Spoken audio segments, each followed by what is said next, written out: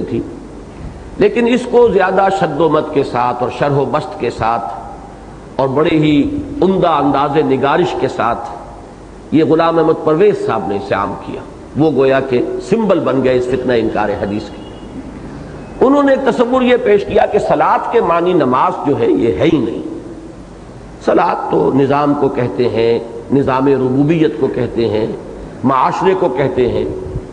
تو یہ انہوں نے تصور دیا ہے کہ یہ در حقیقت ہمارے زوال اور ہمارے قرآن مجید کی اصل تعلیمات سے بعد کا مظہر ہے کہ ہم نے صلاۃ کے معنی کر دیے نماز۔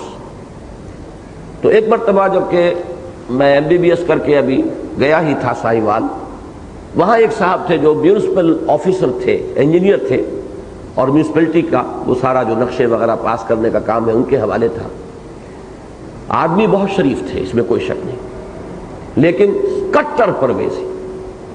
اور اس سے میں در حقیقت اشارہ کر رہا ہوں کہ کتنے ہی لوگ ہمارے معاشرے میں بنیادی طور پر شریف، لیکن یہ کہ وہ مغالطے کے اندر مبتلا ہو جاتے ہیں۔ کوئی بات جو ہے اس انداز میں کہی گئی ہے کہ وہ ان کے دل میں اتر گئی۔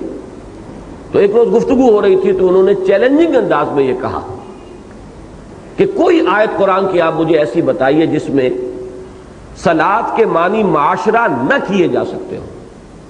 تو ایک دفعہ تو میں بھی ہل گیا، میں نے کہا کہ یہ جو اس طرح یہ بات کر رہے ہیں تو انہوں نے پورا دیکھ بھال لیا ہوگا اور قرآن مجید کا پورا اس اعتبار سے انہوں نے جائزہ لے لیا ہوگا، تب اس دھڑلے کے ساتھ اور اس چیلنجنگ انداز میں کہہ رہے ہیں۔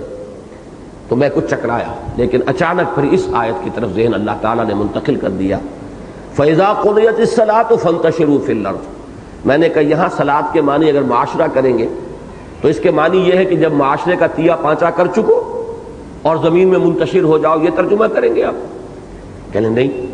میں نے کہا دیکھیے یہاں لازماً کوئی نہ کوئی عمل معین مراد لینا پڑے گا جب وہ عمل ہو چکے، اس سے معاشرہ ہرگز یہاں مراد نہیں لیا جا سکتا۔